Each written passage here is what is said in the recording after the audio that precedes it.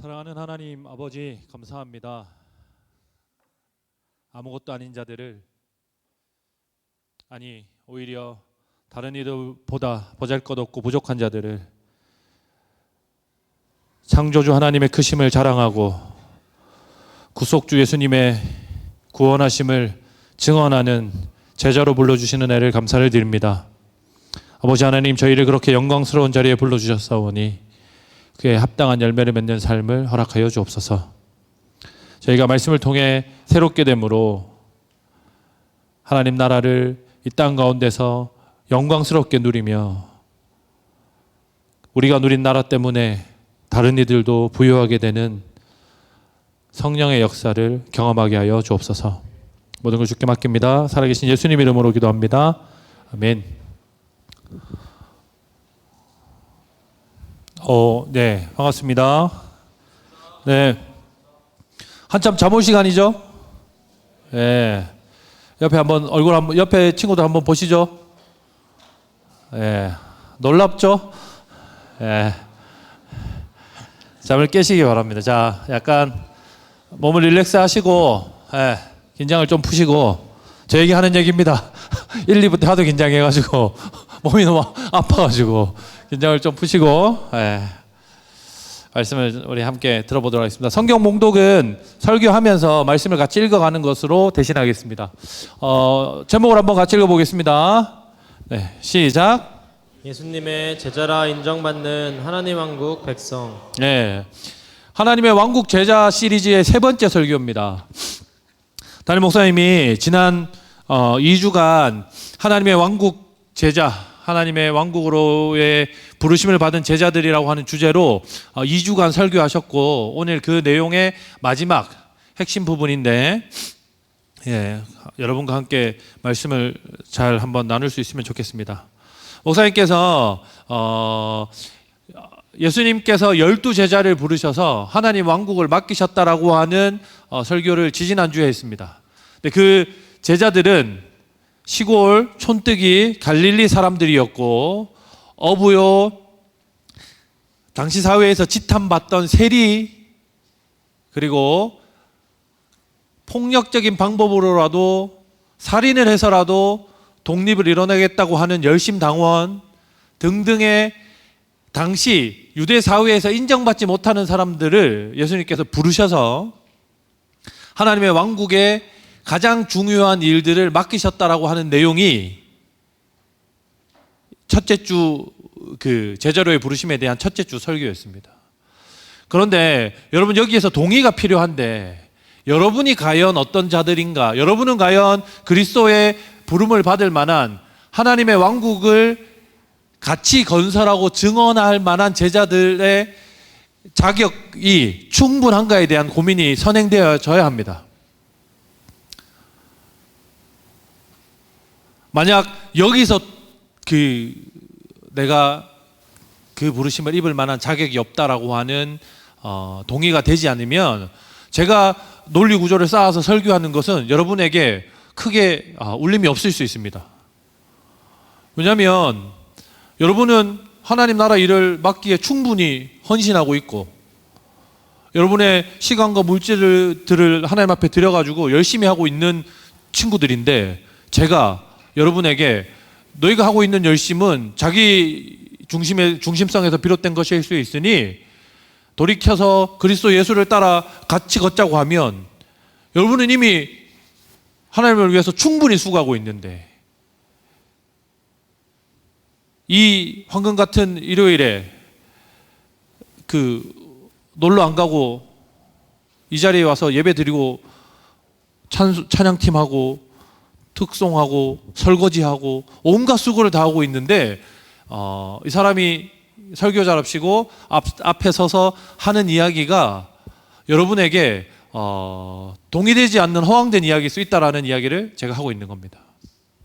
가장 먼저 그리스도께서 우리를 부르셨는데, 우리는 과연 그 부르심을 받을 만한 자격이 충분한가에 대한 고민이 선행되어져야 합니다.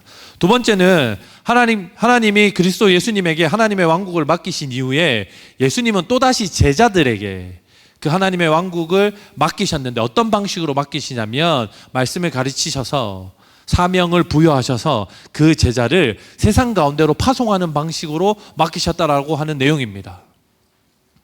그것은 마치 이리가 어린 양을 잡아먹으려고 발톱을 세우고 이빨을 드러내고 으르렁거리는 상황과 같음에도 불구하고 예수께서 자신이 제자들을 대신해서 죽으심으로 말미암아 그 이리를 가운데서 그들을 이겨내고 구원해내고 하나님의 나라를 증언하는 방식을 선택하셨다라고 하는 내용까지 여러분들이 이해하고 계시면 좋습니다. 저와 여러분은 편한 하나님 제자로 부르심을 받아서 명성과 지위를 얻어낸 것 아닙니다. 편리와 안전과 유명세를 얻어낸 것도 아닙니다.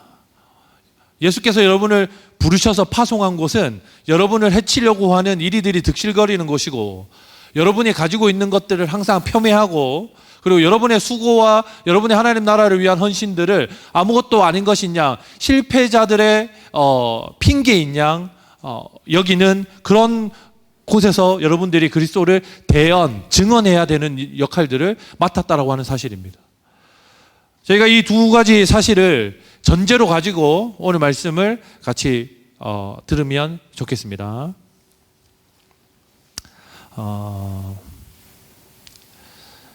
그러면 오늘 본문을 읽기에 앞서서 지지난주 마태복음 10장 5절에서 6절부터 한번 읽어보도록 하겠습니다.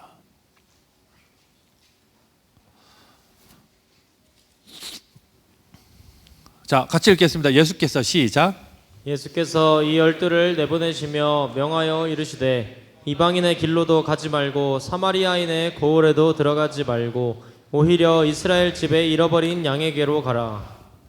자, 예수님은 그 제자들을 부르셔서 그 영광스러운 일을 맡기시고 그 위태로운 곳에 보내시는 것 같은 마음을 가지신다고 했는데 그 위태로운 곳, 그 위험한 곳이 첫 번째로 어디였냐면 이스라엘 백성들에게 적대감을 가지고 있는 이방인들이 아니었고 그동안 유대인들이 항상 공격하고 그들의 존재 자체를 부정하고 무시하던 북이스라엘 사람들, 사마리아인들의 고을도 아니었고 하나님의 말씀을 가장 잘 알고 있고 하나님의 말씀을 암송하고 외우면서 하나님께 최선을 다해서 영광을 돌리고 살아가고 있다고 생각하는 성전 중심의 삶을 살아가고 있는 성전에서 하나님을 만나는 일을 가장 영광스러운 일로 알고 그렇게 행하고 있는 유대 공동체로 예수님이 12제자를 보내셨습니다. 그게 10장 5절 6절의 내용입니다.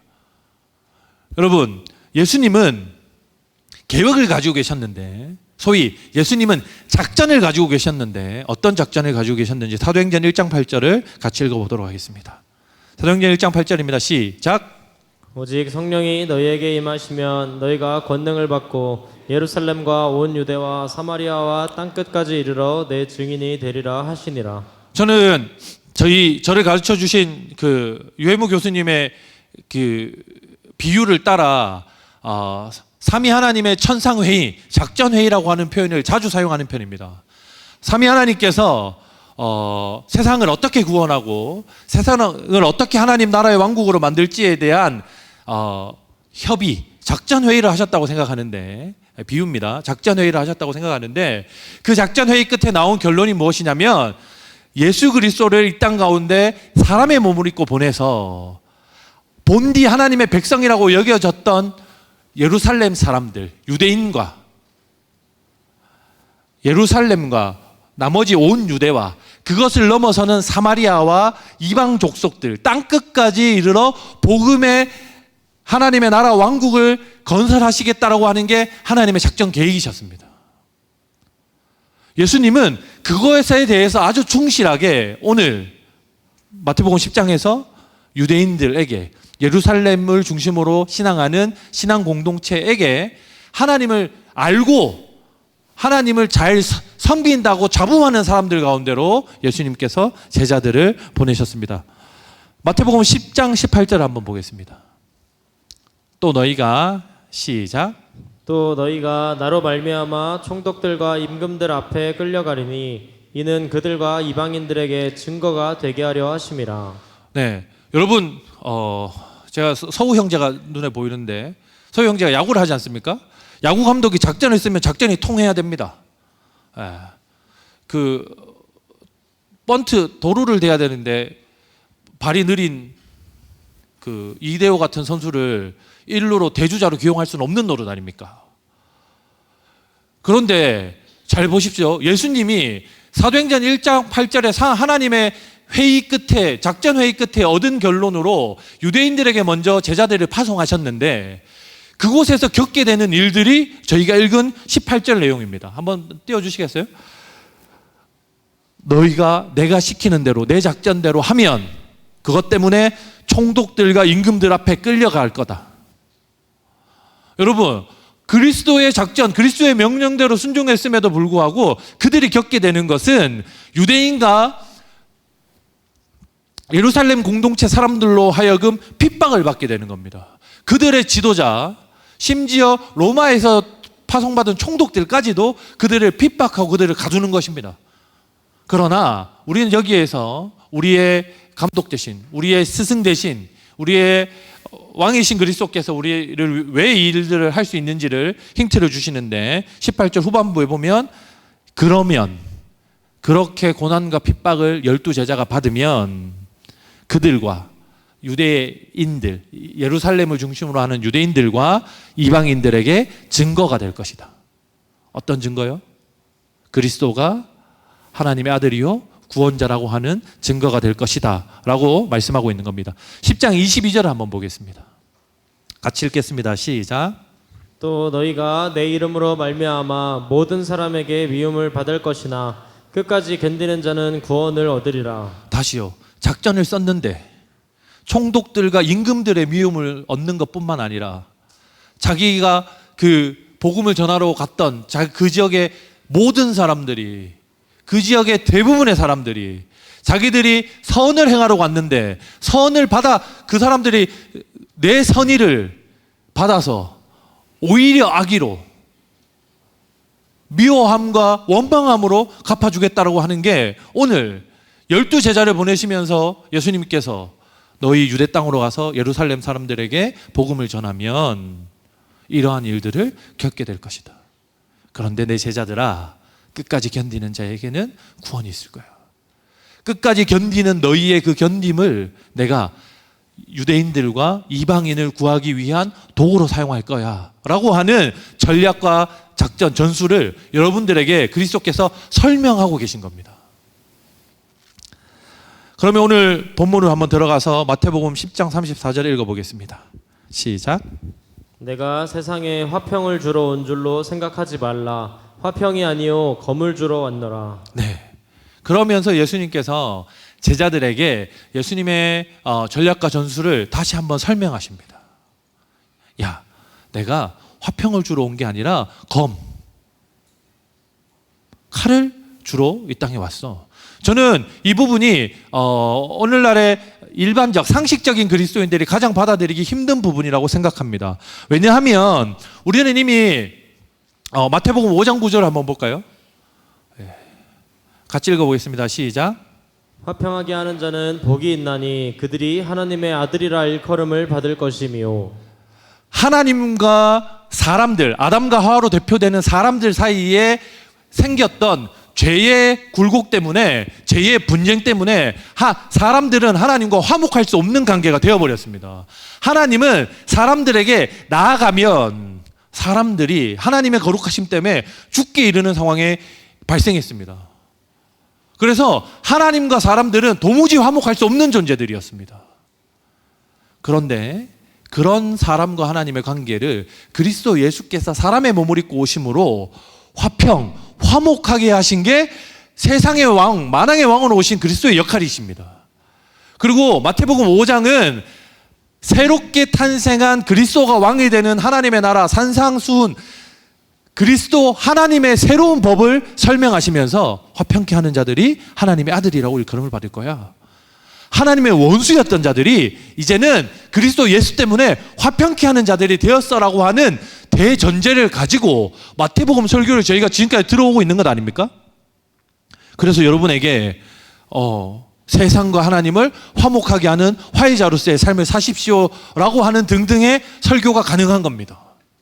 이거는 그리스도께서 하시는 역할이시고 그리스도의 성품이시고 그리스도의 성품이 우리에게 전달된 우리가 받아 누리는 은혜입니다. 그런데 갑자기 예수님이 그런 줄 알고 따라다녔는데, 그런 줄 알고 제자됨을 자랑스러워했는데, 그런 줄 알고 내가 하나님과 내가 화목되게 된 것처럼 나도 타인들을 하나님과 화목시키는 자로, 내가 그들과 화목을 회복하는 자로 살아야 되겠다라고 굳게 마음먹고 있는데 예수님이 갑자기 아니 나 화평을 주러 온 게 아니라 검을 주러 온 거야 이렇게 말씀하고 계신 겁니다. 그러니 상식적인 그리스도인들, 일반적인 그리스도인들은 이 말씀을 받아들이기가 어려운 겁니다. 그런데 여러분, 우리가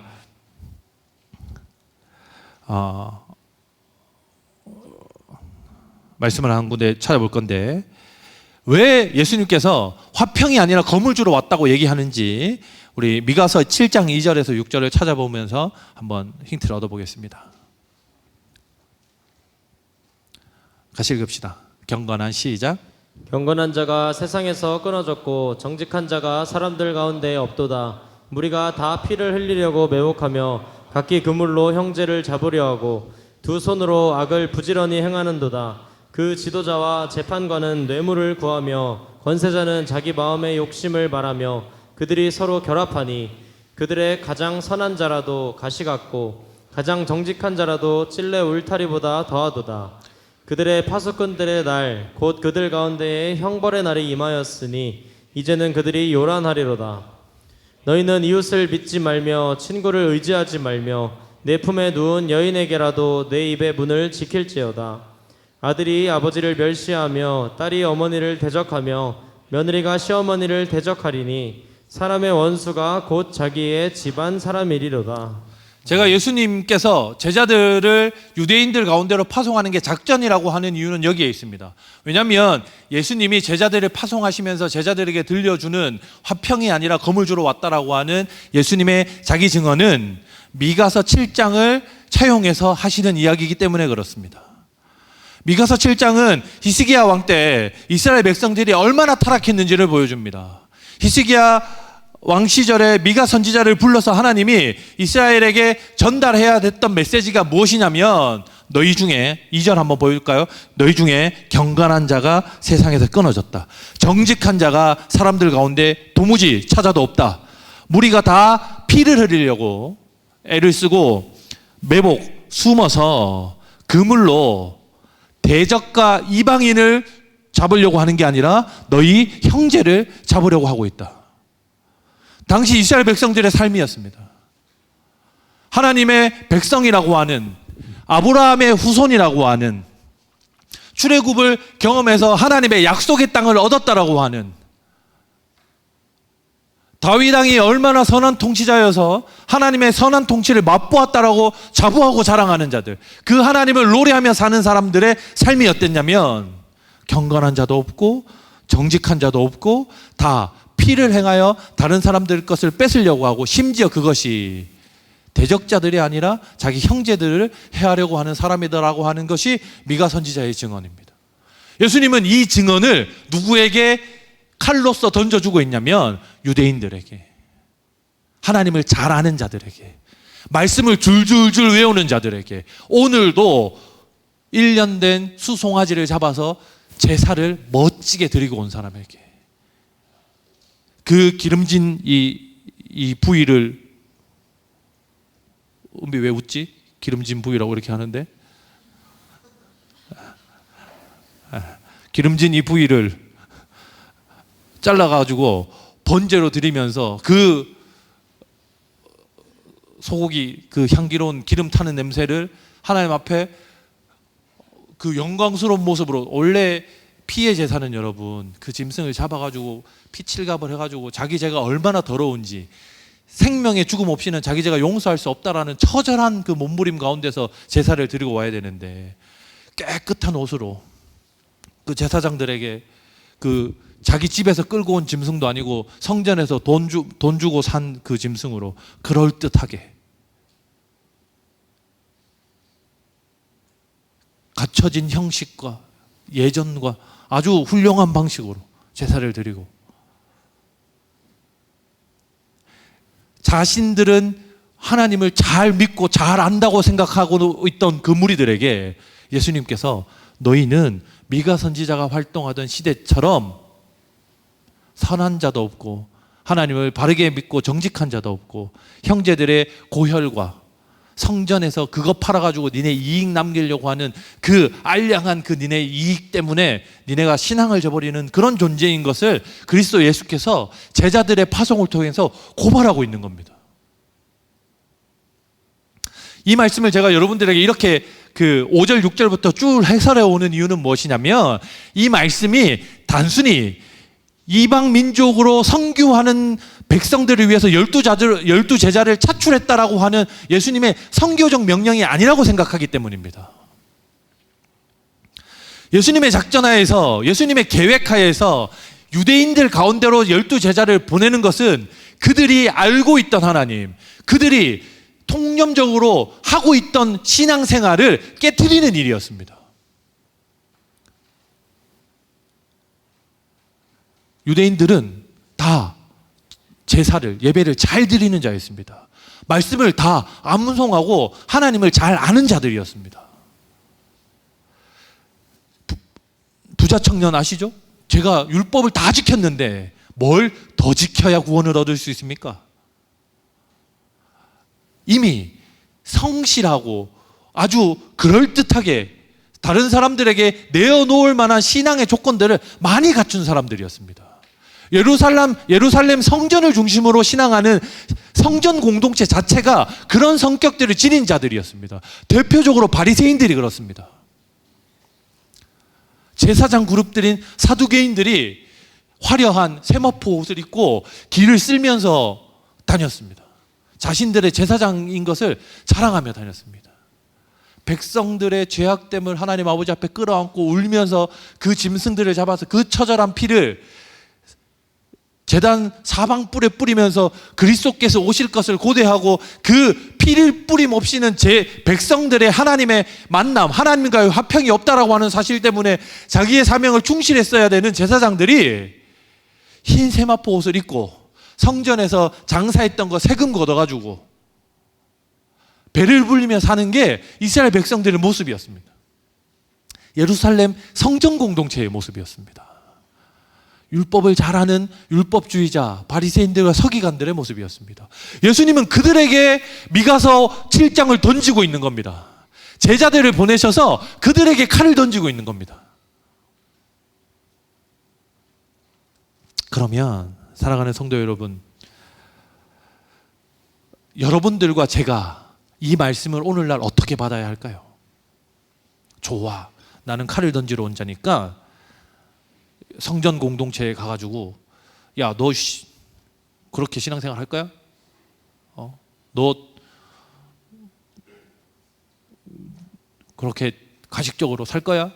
라고 하는 지적함으로 우리를 마치 그리스도의 칼로서 우리를 인식하고 살아야 할까요? 저는 오늘 이 지점을 조금 비틀어 보자고 여러분에게 설교를 하고 있는 겁니다. 우리를 제자들에게 대입하지 말고 보냄받은 성전 공동체의 유대인들, 율법을 아주 중요하게 생각하는 이스라엘 사람들에게 우리를 대입해 보자라고 얘기하고 있는 겁니다. 왜냐하면 제자들의 그 행동들, 제자들의 그 예수님의 선언들을 듣고 그들이 핍박을 받으면 그 보냄을 받았던 유대인들이 변하고, 그 유대인들이 변함과 동시에 그 이후에 이방인들이 하나님에게로 돌아올 것이다라고 말씀을 통해서 우리에게 알려주고 계시기 때문입니다. 사랑하는 청년 여러분, 여러분은 어떻습니까? 여러분은 여러분의 삶이 그리스도 예수의 손에 붙들려서 그리스도 예수의 아주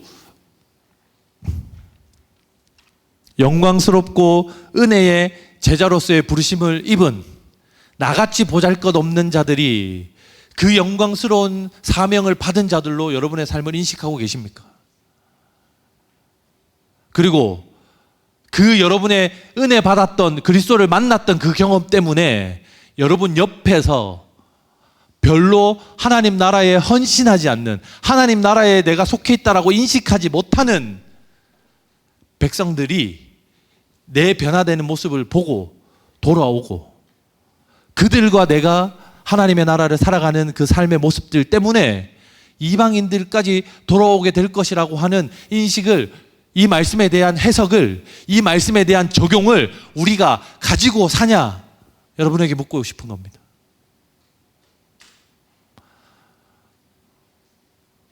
사랑하는 청년 여러분, 어쩌면 우리는 안심하고 있는지도 모르겠습니다.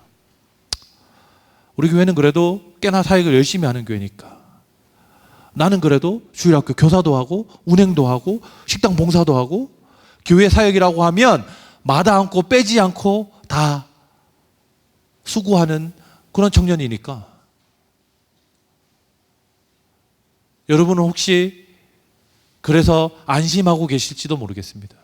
그러나 하나님께서 오늘 그렇게 안심하고 있는 유대 공동체에, 그렇게 자신이 가지고 있는 것들을 기대어 살고 있는 유대 공동체에 칼을 던지고 계시다라고 하는 사실을 저와 여러분이 기억해야만 합니다. 마태복음 10장 37절에서 39절을 같이 읽어보겠습니다. 아버지나 어머니를 같이 읽겠습니다. 시작. 아버지나 어머니를 나보다 더 사랑하는 자는 내게 합당하지 아니하고, 아들이나 딸을 나보다 더 사랑하는 자도 내게 합당하지 아니하며, 또 자기 십자가를 지고 나를 따르지 않는 자도 내게 합당하지 아니하니라. 자기 목숨을 얻는 자는 잃을 것이요 나를 위하여 자기 목숨을 잃는 자는 얻으리라. 사랑하는 청년 여러분, 우리가 오늘 말씀을 통해서 우리를 말씀에 새롭게 비추어 보아야 하는 측면은 37절에서 39절에 있습니다. 여러분은 무엇을 가장 사랑하십니까? 여러분은 누구를 가장 사랑하십니까? 여러분은 무엇을 위해서 살아가고 계십니까? 그리스도의 제자가 되었다라고 하는 말은 아버지의 집과 아버지가 가지고 있는 전토, 재산을 포기하고 그리스도를 따르는 길입니다.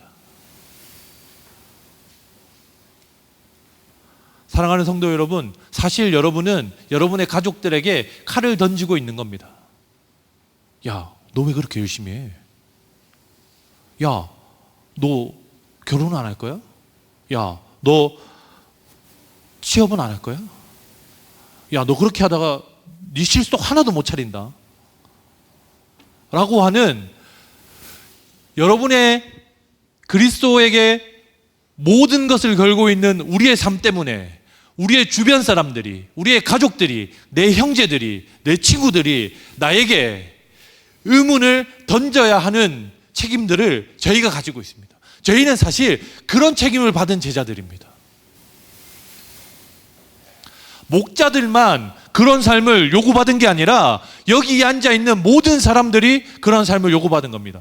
안타까운 것은 이 자리에 나와 있는 청년 여러분은 그래도 그것을 위해서 발버둥 치는 사람들이라고 하는 사실을 저가 알고 있습니다. 실상 그 선언을 듣고 그 제자들의 파송을 듣고 자기의 기울어진 신앙 형태를, 삐뚤어진 하나님에 대한 사랑을, 자기에게 함몰되어 있는 자기 중심적인 신앙을 돌이켜야 될 놈들은, 녹화되나? 여기에 와 있지도 않습니다. 그리스도 예수님께서 여러분에게 부탁하는 것은 그겁니다. 형식에 찌들어 있는 예배 공동체에 주일 신앙에 머물러 있는 그리스도인들에게 무엇인가 하나님 앞에 헌금도 하고 신앙생활 오래 했다라고 안주하고 안심하고 있는 자들에게 너희는 내가 던지는 칼이 되어야 된다라고 여러분에게 하나님께서 요청하고 있는 겁니다. 목자들에게, 간사들에게 요청하고 있는 게 아닙니다. 여러분에게 요청하고 있는 겁니다. 여러분이 그리스도 예수의 제자라고 한다면, 여러분이 하나님의 나라를 상속받은 하나님의 자녀들, 하나님의 백성이라고 한다면 여러분에게 요청하고 있는 겁니다. 내가 던지는 칼이 네가 되어야 한다. 그러나 여러분, 여기서 우리가 주목할 만한 것은 미가서를 한번 볼까요? 우리 확인하고 넘어갑시다. 미가서 7장 5절을 한번 보겠습니다. 7장 6절입니다. 아들이 시작. 아들이 아버지를 멸시하며 딸이 어머니를 대적하며 며느리가 시어머니를 대적하리니 사람의 원수가 곧 자기의 집안 사람이리로다. 이스라엘 공동체는 이 당시에 북이스라엘이 아수르에게 멸망하고 남유다가 바벨론에게 멸망하면서 형제가 형제를, 가족이 가족을 대적하는, 서로를 해치는 공동체로서 종말을 맞이합니다. 그리고 포로로 잡혀가고 70년간이나 바벨론 포로 생활을 해야 되는 그런 사람들이 되었습니다. 뒤에 우리가 알고 있는 성전 공동체도 마찬가지입니다. 성전 공동체 사람들도 자기 형제들 다 잡아 죽입니다. 예수 믿는 사람들을 잡아 죽이러 다녔던 게 사도 바울 아닙니까? 다메섹으로 여행 가던 거 아니고 다메섹으로 예수 그리스도 믿는 사람들 죽이러 다니던 게 사도 바울의 삶 아니었습니까? 그리고 그를 즐거워하고 반가워하던 게 사내들인 공회라고 하는 당시에 가장 종교적 영향력과 정치적 영향력을 지녔던 자들 아니었습니까? 그런데 예수님께서 그런 자들에게 뭐라고 말씀하시냐면, 우리 누가복음 12장 51절을 한번 찾아보겠습니다. 누가복음 12장 51절입니다. 시작. 내가 세상에 화평을 주려고 온 줄로 아느냐? 내가 너에게 이르노니 아니라 도리어 분쟁하게 하려 함이로라. 우리는 이 미가서를 읽을 때 마치 하나님이 예루살렘 공동체, 성경 공동체도 끝장을 내시려나 보다. 그런데 아니요, 예수님의 본심은 그렇지 않습니다. 나중에 그들이 예수님을 팔고 로마에게 의해서 AD 70년에 이스라엘이 흔적도 없이 사라지지만, 예수님의 본심은 그들에게 단순히 칼을 던져 대적하게 하는 게 아니라 그들을 새롭게 해서 분쟁하여 그들의 본심, 그들의 중심에 그리스도를 다시 심으려고 하는 목적에 있습니다. 여러분은 여러분 옆에 있는, 여러분이 볼 때 하나님을 믿는다고는 하나 그런 삶의 증거들이 전혀 나타나지 않는 자들의 대적자가 되는 것이 아니라, 그들이 고민할 수 있는 그들의 스스로의 질문에 분쟁이 생기게 하는 자들로서의 역할을 해야 합니다. 아니, 얘는 도대체 왜 이렇게 살지? 이렇게 살면서도 뭐가 만족스럽지? 여러분은 그런 그리스도의 칼이셔야 합니다.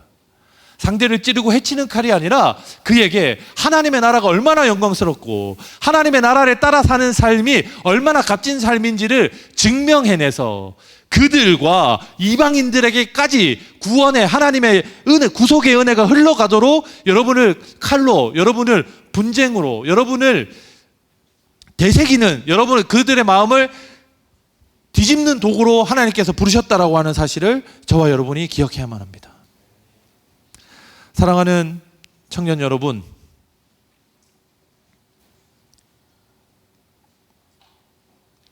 그래서 예수님께서 우리에게 뭐라고 말씀하시냐면, 아버지나 어머니를 나보다 더 사랑하는 자는 내게 합당하지 않다, 이렇게 말씀하시는 겁니다. 미가 선지자 시대와 예루살렘, 예수 그리스도께서 활동하셨던 예루살렘 성전 시대와 오늘날은 묘하게 닮아 있습니다.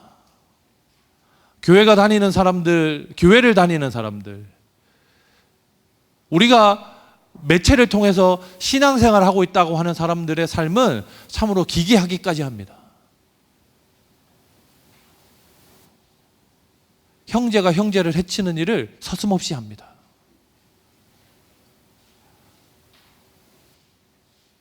그리스도의 이름이 땅바닥에 얼마나 버려져 밟히든지와 그들의 인생과는 크게 관련이 없어 보입니다. TV에 나와서 자기 중요한 일 있을 때는 항상 자기가 장로다 집사다 얘기하고, 그리고 그들이 꼭 큰 범죄들과 연루되어져서 TV에 다시 등장했을 때는 자기는 말 안 하지만 온갖 매체들과 온갖 그리스도를 대적하는 사람들은 그들이 그리스도인인 것을 떠벌리고 조롱하고 합니다. 사실 우리가 살아가는 사회는 그리스도인들 중에 선하게 사는 사람들을 참으로 찾아보기 어려운 시대입니다. 그래서 하나님이 12 제자들을 부르셔서 하나님의 말씀대로, 그리스도의 부름대로 선하고 신실하게 살아가는 사람들을, 다른 어느 것보다 그리스도 예수를 사랑하는 자들을 찾고 계신 겁니다. 그 그리스도 예수의 부름에 응답하는 저와 여러분들 되기를 바랍니다. 마태복음 10장 40절에서 42절 보겠습니다. 그 그리스도의 부르심에 응답하는 자들에게 어떤 영광이 주어지냐면, 같이 읽어보겠습니다. 너희를 영접하는 자는 나를 영접하는 것이요 나를 영접하는 자는 나를 보내신 이를 영접하는 것이니라. 선지자의 이름으로 선지자를 영접하는 자는 선지자의 상을 받을 것이요 의인의 이름으로 의인을 영접하는 자는 의인의 상을 받을 것이요 또 누구든지 제자의 이름으로 이 작은 자 중 하나에게 냉수 한 그릇이라도 주는 자는 내가 진실로 너희에게 이르노니 그 사람이 결단코 상을 잃지 아니하리라 하시니라. 네, 이 자리에 함께 예배드리고 있는 여러분은 그리스도의 파송을 받은 그리스도 12의 제자들입니다. 여러분은 여러분의 목장 식구들에게, 여러분의 가족들에게, 여러분의 친구들과 여러분의 동료들에게 그리스도를 믿고 사는 삶이 무엇인지, 하나님 나라 왕국의 삶이 얼마나 영광스러운 것인지, 제자로서의 사는 삶이 어떤 삶인지를 반드시 보여야만 합니다. 끝까지 그렇게 버티고 그리스도를 증언하고 증명하려고 하는 자에게는 어떤 영광스러운 하나님께서 은혜를 주시냐면, 그를 하나님 아버지의 아들 그리스도 예수처럼 여겨주는, 그를 그리스도 예수와 하나님 아버지가 한 몸이신 것처럼 하나님처럼 여겨주는 은혜를 받게 될 것입니다. 사랑하는 성도 여러분, 이보다 사실 영광스러운 것이 어디에 있겠습니까? 우리가 그토록 신앙하는, 우리가 그토록 고대하는 하나님의 나라의 왕이신 그리스도처럼 하나님도, 세상도 우리를 인정해 주는 일, 교회도, 우리의 동역자들도, 우리를 보내신, 우리를 파송하신 그리스도 예수께서도 우리를 그렇게 인정해 주는 일들을 우리는 마땅히 경험해야만 하는, 경험할 수 있는 자들입니다. 사랑하는 청년 여러분, 우리 다시 한번 그리스도께서 여러분을 보내셨다라고 하는 사실을 기억합시다. 그리스도께서는 여러분을 방관자로 부르시지 않으셨습니다. 구경하는, 그냥 자리를 한 자리 차지하는 그런 사람들로 여러분을 세상 가운데, 교회 가운데 보내신 것이 아닙니다. 여러분은 그리스도를 반드시 설명해내야 하고, 그리스도를 따라 살아가는 것을 통해서 그리스도를 증언하고 증명해내야 되는 그리스도의 제자로서 부름을 받은 자들입니다. 우리 모두 그 그리스도의 제자로서의 부르심을 기억하고 살아가면서 예수께서, 하나님이 우리를 예수님처럼 인정해 주시는, 세상이 우리에게 냉수 한 그릇을 대접한 것을 하나님이, 야, 걔 내 제자니까, 걔 그리스도 예수의 제자니까 너 그 친구에게 물 한 잔 준 거 아니라 나에게 준 거야. 네가 신음하고 있는, 네가 아파하고 있는 그 한 친구를 돌본 것은 그 친구가 그리스도 예수를 따라 살다가 힘들어하고 시리에 빠져 있었던 거기 때문에 너는 그냥 옆에 있는 한 사람 응원하고 한 사람 격려한 것이 아니라 그리스도 예수의 가치, 하나님의 나라를 네가 돌보고 케어한 거야라고 하는 이야기를 저와 여러분에게 하실 것입니다. 목자 여러분, 힘을 내시기 바랍니다. 그리고 여러분의 목장원들을 권하시고 여러분의 목자원들에게 칼을 던지시기 바랍니다. 목자들이 칼을 던질 때 여러분의 목장원들은 결정하셔야만 합니다. 내가 그 칼을 보고 분쟁하여, 고민하여 그리스도를 따르는 자들이 되든지, 아니면 한 걸음 물러서서 구경하다가 그리스도를 십자가에 다는 자가 될 것인지는 여러분의 그리스도의 증언자로서, 그리스도의 제자로서 여러분을 찾아온 사람들을 보고 저와 여러분이 결정해야만 하는 책임을 가지고 있습니다. 그런 상황에 저와 여러분들이 놓이게 될 것입니다. 여러분 옆에 있는 사람들이 그리스도를 더 잘 따르고 그리스도를 마음에 더 담고 살아가면 살아갈수록 여러분은 그 결정의 현장에 자꾸만 서게 될 것입니다. 피하지 마시기 바랍니다. 물러서지 마시기 바랍니다. 여러분도 그리스도 예수께서 가셨던 그 길, 사도들이 갔던 그 길, 여러분의 목자들이, 여러분의 간사들이 앞장서 수고하였던 그 길을 여러분도 그들을 따라 묵묵히 걸으시며 하나님의 나라를 누리시는 저와 여러분이 됐으면 좋겠습니다. 우리 같이 찬양하면서 기도합시다.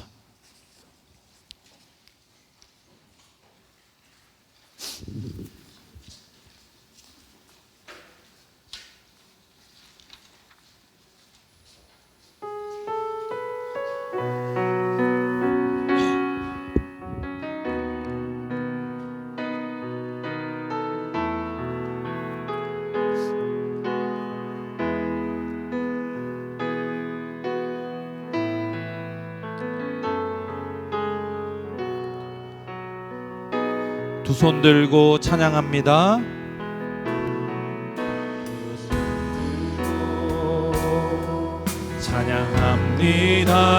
찬양합니다. 다시 오실 왕 여호와께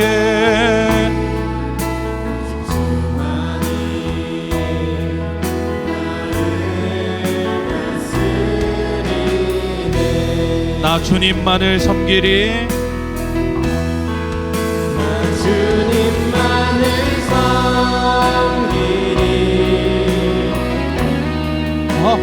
헛된 마음 버리고 성령이여 내 영혼 성령이여 내 영혼 충만하게 하소서. 주님 앞에 내 생명. 우리 자리에서 일어나서 같이 손을 들고 하나님께 찬양하겠습니다. 두 손 들고 찬양합니다.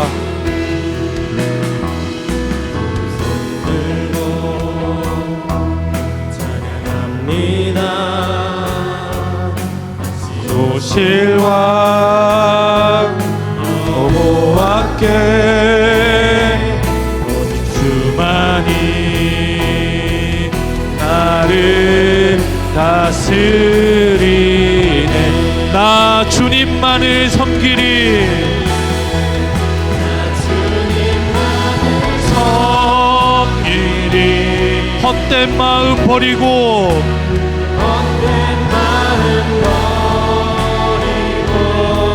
성령이여 내 영혼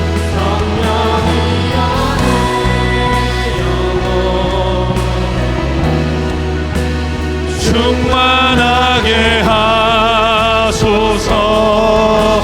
주님 앞에 내 생명 주님 앞에 내 생명 드리리라.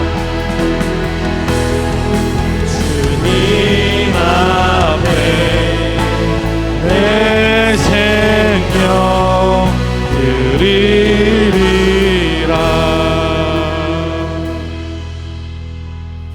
사랑하는 청년 여러분, 저희는 참으로 많은 것을 잡고 삽니다. 이성 친구들 잡고 살기도 하고요. 직업들과 그럴듯한 사회적 명성을 손에 잡고 살기도 합니다. 하나님 앞에서 두 손을 든다고 하는 것은 내 손에 그것들이 들려있지 않음을 자백하는 겁니다. 하나님 앞에 두 손을 들고 하나님 우리로서는 할 수 없으니 하나님께서 하시옵소서 하나님 앞에 항복하는 겁니다. 여러분 손에 그리스도 예수 외에 잡지 마시기 바랍니다. 여러분 손에 그리스도 예수의 피 묻은 복음만이 들려있기를 바랍니다.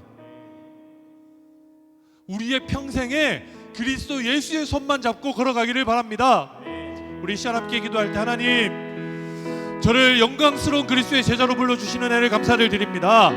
그리스도를 따라 걸을 때 하나님의 자녀라고 하는 하나님의 아들 그리스도 예수라고 하는 영광스러운 하나님의 부르심을 받아 누리는 제자가 되게 하여 주옵소서. 아멘. 우리도 예수를 따라 걸어가게 하여 주옵소서. 아멘. 우리의 걸음이 우리 주변 사람들을 변화시키는 걸음 되게 하여 주옵소서. 교회와 그리스도인들을 넘어서 이방인들을 구원하는 통로가 되게 하여 주옵소서. 들은 말씀을 기억하며 함께 통성으로 기도하겠습니다. 기도합시다.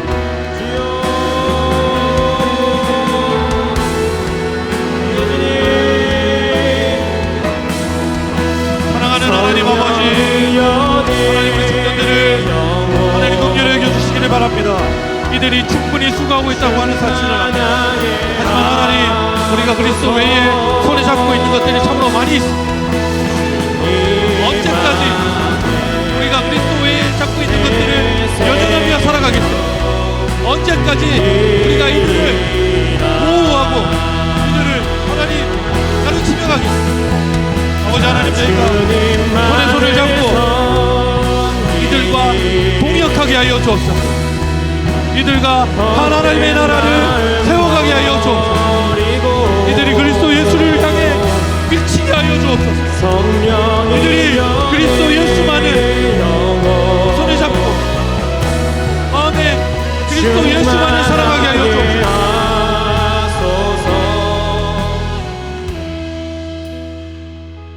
사랑하는 하나님 아버지, 말씀을 듣고 기도를 할 때만 해도 그리스도를 가장 사랑하는 것 같은데 집으로 돌아가서 아무도 없는 시간이 되면 홀로, 그리고 또 세상 가운데 던져지는 시간이 되면 그리스도 예수님보다 중요한 것들이 제 삶에 구석구석 나타납니다. 학업과 이성, 직업과 결혼,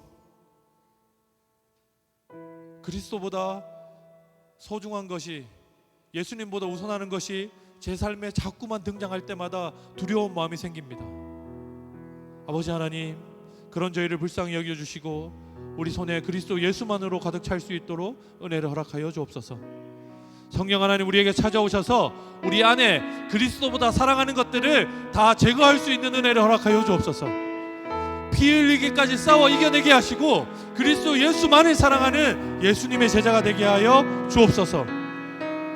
아버지 하나님, 세상 가운데 하나님의 말씀과 하나님의 뜻을 거절하고 거부하는 하나님의 백성들 가운데 저희를 보내심을 믿습니다. 저희가 그리스도 예수님을 충실히 따라서 예수님의 도구가 되어 하나님의 전략, 그리스도 예수님의 작전에 귀하게 사용되는 청년들, 우리 사랑에 꼽히는 교회 모든 성도들 되게 하여 주옵소서. 살아계신 예수님 이름으로 기도합니다. 축도하겠습니다. 주 예수 그리스도의 은혜와 하나님 아버지의 사랑과 성령 하나님의 교제하게 하심이 그리스도 예수를 따라 예수님만을 가장 사랑하고 예수님만을 마음의 중심에 모시고 그의 제자가 되길 원하는, 그의 손에 들리는 가장 익숙한 도구가 되길 원하는 우리 이 자리에 모인 모든 청년들과 그들 목장 식구들, 그리고 그들의 가족들, 그들의 형제들에게 지금부터 영원토록 함께 있을지어다. 아멘.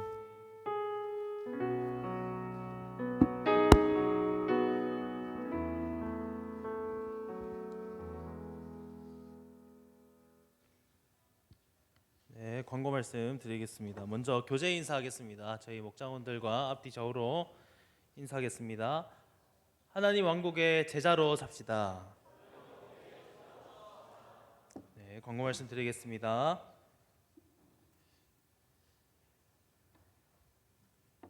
네, 행복모임 2주차가 진행되고 있습니다. 행복모임 잘 하고 계신가요? 네, 잘 하고 계시죠?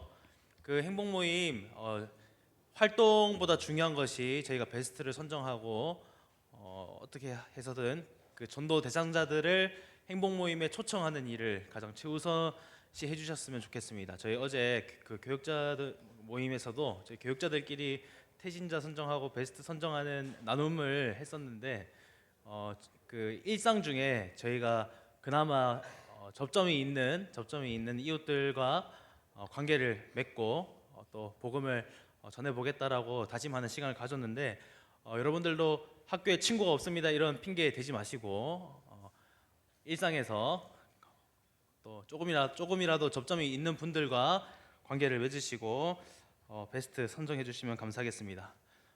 네, 캄보디아 선교지를 위한 물품 후원 요청을 하고 있습니다. 네, 시다각에 비치된 후원 박스에 넣어주시면 되겠고 구홍 목사님께 문의해 주시면 되겠습니다.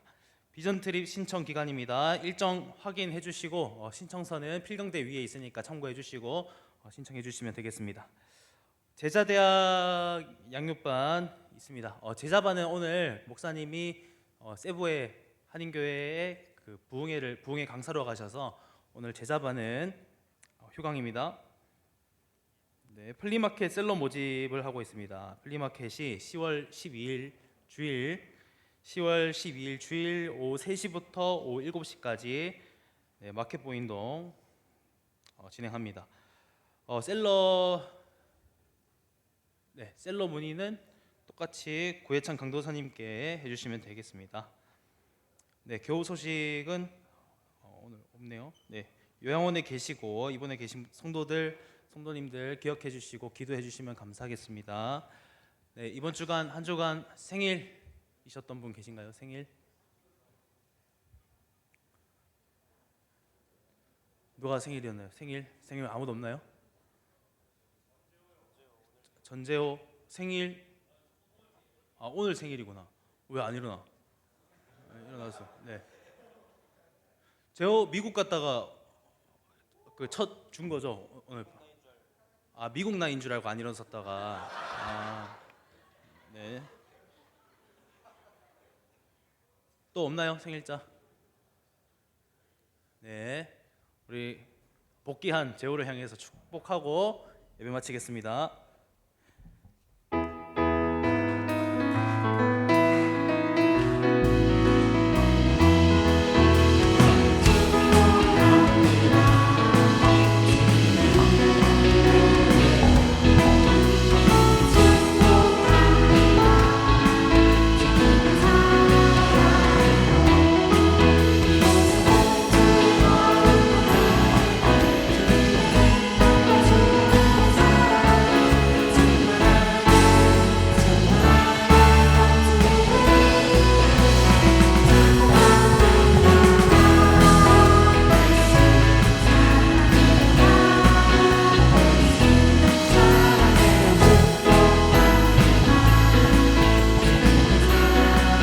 자리에서 다 일어나셔서 옆 사람을 축복합시다.